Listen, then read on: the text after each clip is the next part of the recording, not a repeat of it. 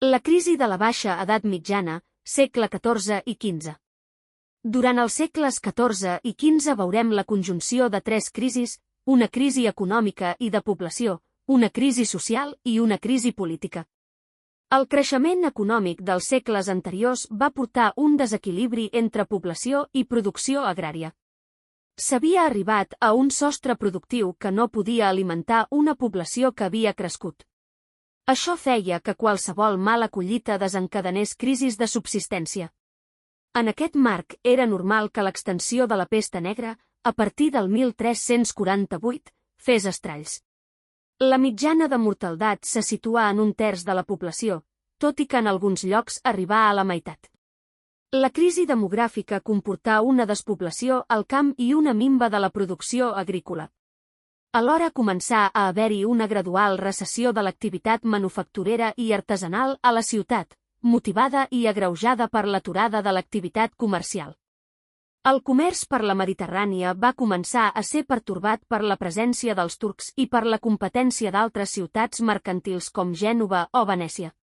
Això anà paralitzant l'activitat comercial, provoca la reducció del volum d'intercanvis i la paràlisi de tots els sectors vinculats a la construcció naval i els negocis amb productes de l'hi per al comerç.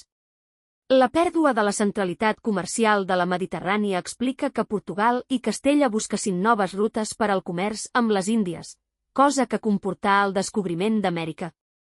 Aquestes dificultats econòmiques provocaren una crisi social tant al camp com a la ciutat, bàsicament durant el segle XV.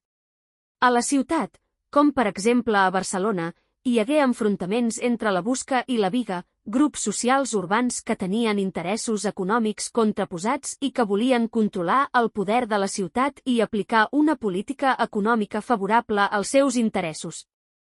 També són un símptoma de la crisi de la ciutat els pogroms i assalts als que els jueus durant aquests anys, car es culpabilitzava aquests ciutadans del malestar.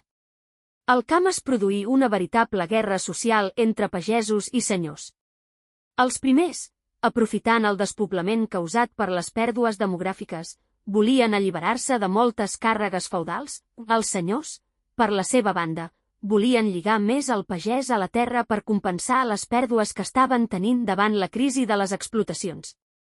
La guerra dels remences finalitzà amb la sentència de Guadalupe, 1486, auspiciada pel rei Ferran II, que regulava les relacions socials en el camp català durant l'edat moderna i que va donar estabilitat als camperols catalans. Finalment, hi hagué una crisi política. La mort de Martí l'Humà sense descendència, l'últim rei de la Casa de Barcelona, forçà el compromís de Cast, 1412, en què s'elegí Ferran d'Antequera, de família castellana, com a rei de la corona d'Aragó. El seu net, Ferran II, fou qui es casà amb la reina Isabel de Castella. La unió dinàstica amb Castella va propiciar, a la llarga, que la corona d'Aragó perdés, fins i tot, la seva monarquia pròpia. Tot plegat no deixava de ser un símptoma de la debilitat econòmica i política en què havia entrat Catalunya durant aquest període.